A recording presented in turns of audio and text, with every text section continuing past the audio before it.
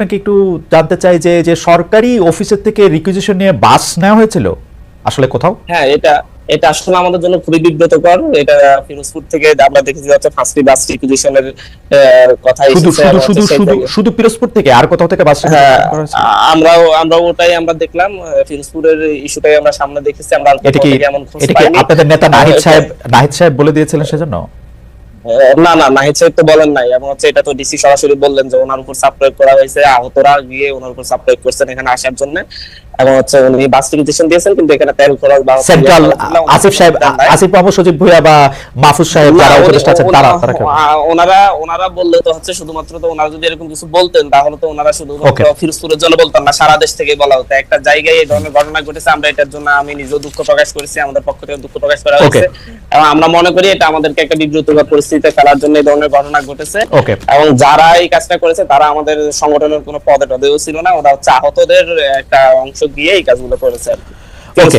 জনাব আব্দুল রহমান মাসুদ, আপনাকে অনেক ধন্যবাদ। আমি তো জনাব রাকিবুল ইসলামের কাছে যেতে চাই। জনাব রাকিবুল ইসলাম, আপনি জানেন যে যাওয়ার আগে আমি প্রশ্ন করে গেছিলাম, তারপরে জনাব আব্দুল মাহানান মাসুদ স্পেসিফিকলি আপনাদের বিরুদ্ধে অভিযোগ করেছেন যে আসলে যে কোনো জায়গায় 95% চাঁদার কথা এটা বলেছেন। আমরা এই ব্যাপারে একটু আপনার মতামত শুনতে চাই।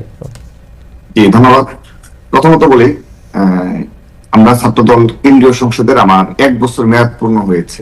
তার মধ্যে জুলাই আগস্ট আন্দোলনে আমার ভূমিকা রাখার সুযোগ হয়েছে। শুধুমাত্র আগস্টে, জুলাই না, আগস্টের 1 তারিখ অর্থাৎ জুলাই লাস্টের দিকে আমরা আমাদের নেতাকর্মীদের, বিশেষ করে আগস্টের 1, 2, 3 এই সময় আমাদের নির্দেশনা ছিল যে সব ঢাকায় আসতে হবে। নিজ কলেজে এসেছে, তখন তো বুঝতে পারেন কি চলছে, সবাই আমার ছাত্র জনতা সবাই এই প্রসঙ্গবাদ। এছাড়া এই আমার 1 বছর মেয়াদে আমি কখনো পুরো বাংলাদেশ থেকে কখনো ছাত্র দলের নেতাকর্মী নিয়ে এসে ঢাকায় কোনো প্রোগ্রাম করিনি। কারণ হলো আমি এটাও বলি আপনাকে, এবং আমার মেয়াদ শেষ হওয়া পর্যন্ত আদৌ করতে পারবো কি না এটাও আমি সন্দিহান। কারণ কি, আপনি সারা দেশ থেকে যদি নেতাকর্মী নিয়ে আসেন, এটার ব্যয় বহন করা অনেক কঠিন।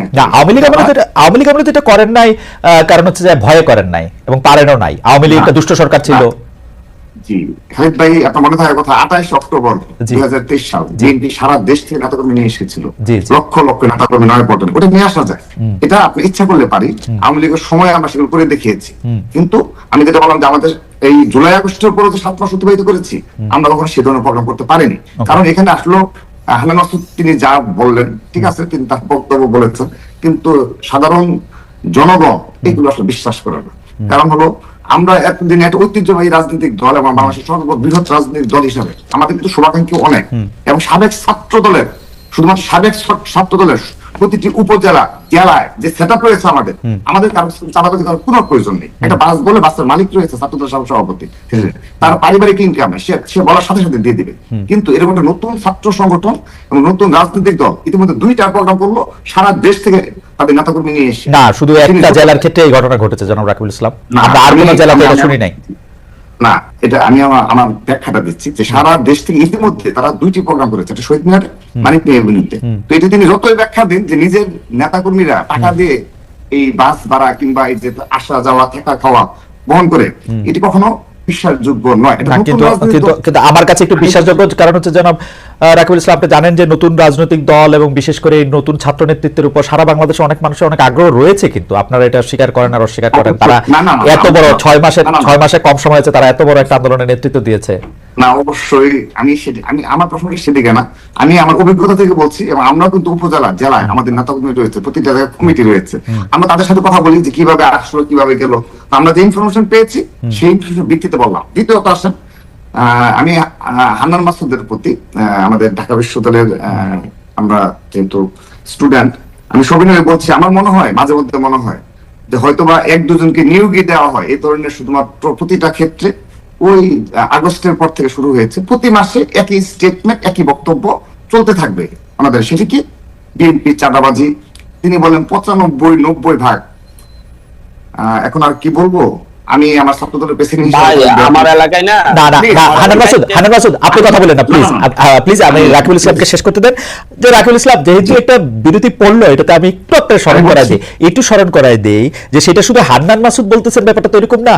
বিএনপির অনেক লোক, আমি নাম না বলি, বিএনপি করছেন, বিএনপির কথা ভাবছেন, এরকম অনেকেই কিন্তু এই কথা বলছেন। এবং আমরা কিন্তু মাঠের শক্তি অনুযায়ী জনাব রাকিবুল ইসলাম জানি যে আপনারা ছাড়া মাঠে এরকম শক্তি এখন কারো নাই যাদের চাঁদাবাজি যাদের পক্ষে করা সম্ভব। বলছি জি। জি তো খালিদ ভাই আপনি যেটা বলেছেন, তো সে কারণে আমি তো আমার বক্তব্য বলতে সময় একটু থেমে যেতে বাধ্য হলাম। তো আমার মনে হয় এক দুজনকে নিয়োগ দেওয়া হয় যে যাদেরকে লিখিত প্রেসক্রিপশন দেওয়া হয় যে প্রতিদিন তুমি কি এইসব বলতেই থাকবা, একটা ভালো কাজ হলে কোনো ভালো কাজ দেখা যাবে না। তো বিএনপি শীর্ষ পর্যায় থেকে এগুলো নিবৃত্ত করার জন্য, হ্যাঁ রুমিন ফারহান আপু বলেছে, তিনি বলেছেন, তিনি কোন খুব থেকে বলেছেন ব্রাহ্মণবাড়িয়ার বাস্তবতা কি সেটা কিন্তু আমরা জানি।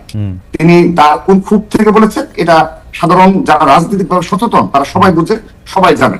তো আমি এক দুজনের বক্তব্য থেকে যাবো না। অবশ্যই অপ্রীতিকর এবং অনাকাঙ্ক্ষিত ঘটনা ঘটছে বিদায় বিএনপি তো প্রতিনিয়ত ব্যবস্থা নিচ্ছে, অবশ্যই ব্যবস্থা নিচ্ছে এবং জিরো টলারেন্স। আপনি দেখেন আশুলিয়া থানায় এই যে একটু আগে একটা মিথ্যাচার করা হলো, যে কথায় কথায় যে আমি বললাম না যে লিখিত প্রেসক্রিপশন, সেটা দেখেন রিটার্ন, সেটাকে এমন দেখেন। একটু আগে আমার আলোচক তিনি বললেন যে বিএনপি নেতাকর্মী থানা ঘেরাও করে।